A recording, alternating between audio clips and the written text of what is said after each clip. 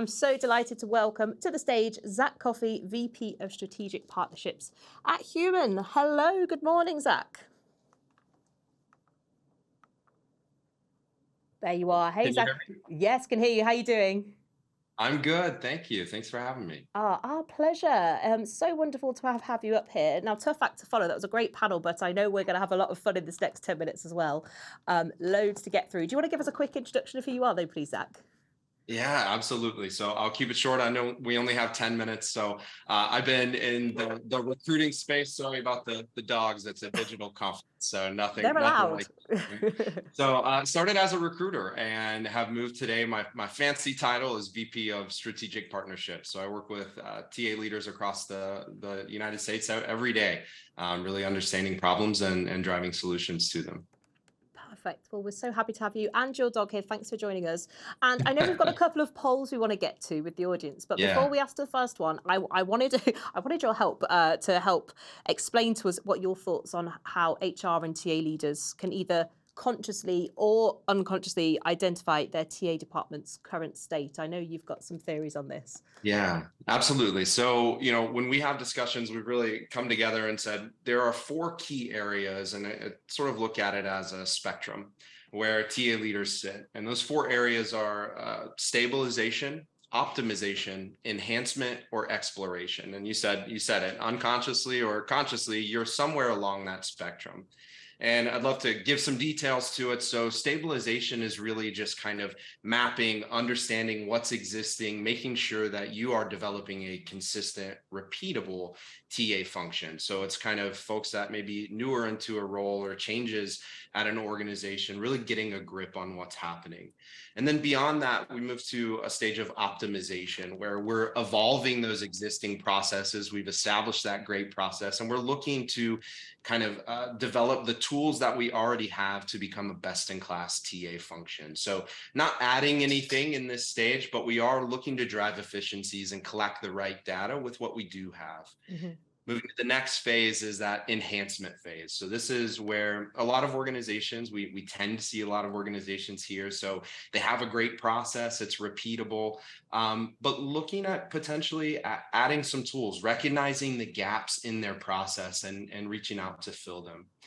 And then the last phase of that spectrum is the exploration phase. So this is really where, we feel like we have a really great grip. We're using data and metrics that are available to us, kind of bringing talent acquisition to that next level.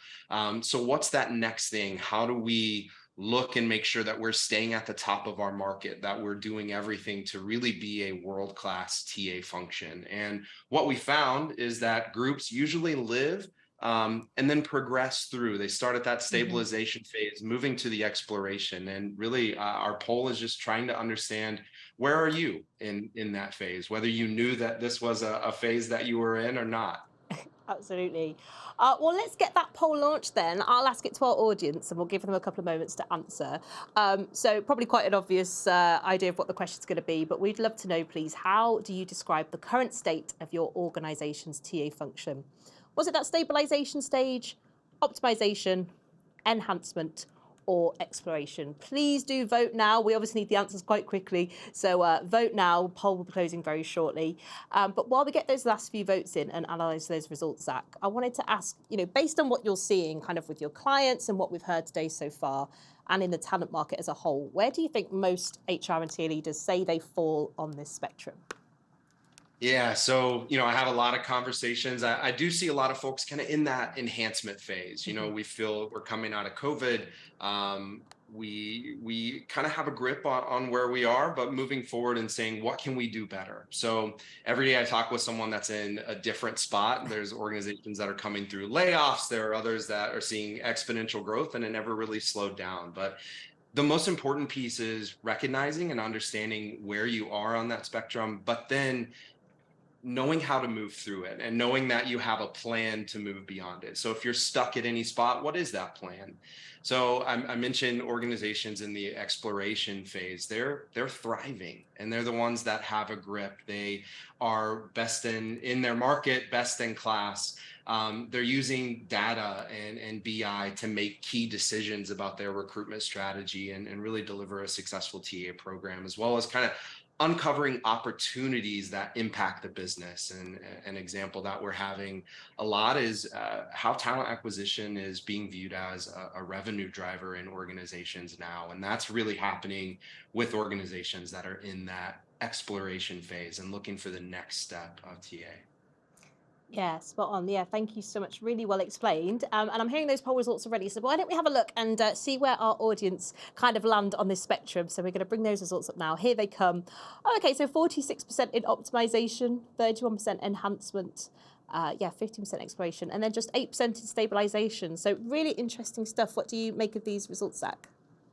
Yeah, I love to see it. And we talk with a lot of folks that are in that optimization phase, and they say, we have a grip on what's going on, but we're not ready to be looking at anything outside. There's a lot of cost constraint that's going on right now. Mm-hmm. And leadership is looking and saying, hey, you need to do the most with what you have now. And that's a big job. That's a lot to say and do. But that is not surprising. So. Okay. Yeah, great stuff. Thank you. And I know we have another poll question, which I will Sure. ask now, give our audience a little chance to answer it. So thank you so much for taking part in the first one. For our second and final poll of this session, we'd love to know, please, when making changes to your recruitment strategy, how regularly are you using reporting and data to effectively make those changes? We'd love to know, is there always, is it often, maybe sometimes, is it rarely, or never? Please do vote now. Again, we'll be closing that poll very, very shortly, so get those answers in quickly. And again, while we do that, Zach, I'd love to ask, what your experiences are here. I'm sure it's going to be quite a wide spectrum of answers here, but what's your take? Yeah, I can't sit and say that there is one kind of data lever that you might be able to pull and everything will turn. There's no magic bullet. It's vital that we're really measuring everything. But the true magic comes, and they talked about it on your panel right before this. The magic comes when you're able to use that data in a strategic way. So some of the most valuable KPIs that we track are really simple. It's our recruiters' kind of candidates' average time to fill. How long has the candidate been in one stage of the process? Applicant volumes, retention, turnover, efficiency of sourcing channels. So there's a ton of data metrics that we're measuring. But for instance, when you take that data and use it in an impactful way, you're diligent maybe about viewing a candidate's time in process, and you understand that your candidates have a sort of a bottleneck or a sticking point in the submission stage. So they're sitting, hiring managers aren't making decisions. Well, if you're collecting the right data, it's an opportunity to go back to those hiring managers and say, hey, this department seems to be not moving candidates through. Well, here's the data to support that. We see this,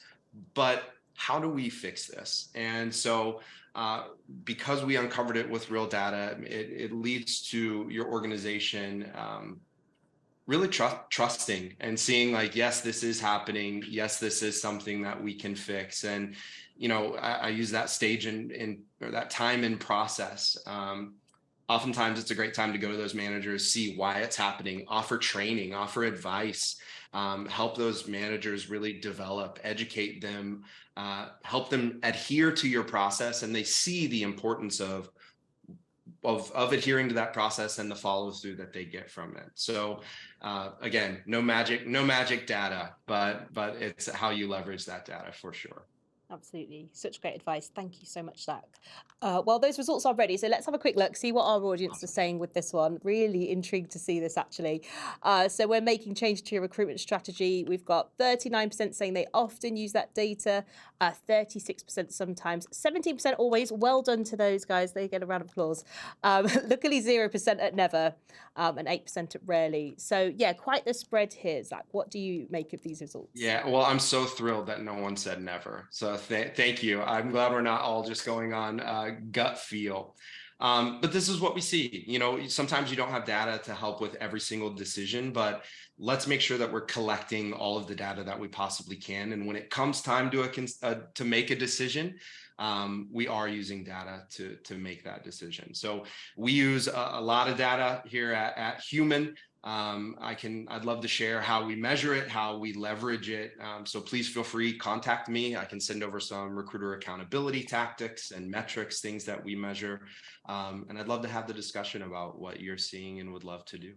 Yeah, brilliant. Thank you so much, Zach. That time did fly. We are at time, but as you say, I'm sure everyone will reach out to you on LinkedIn or will help them get connected with you in whatever preferred way you have. But Zach, that was really fun. Thank you so much for your time today. Thanks so much. I appreciate Thanks. it. Cheers, Zach. Bye.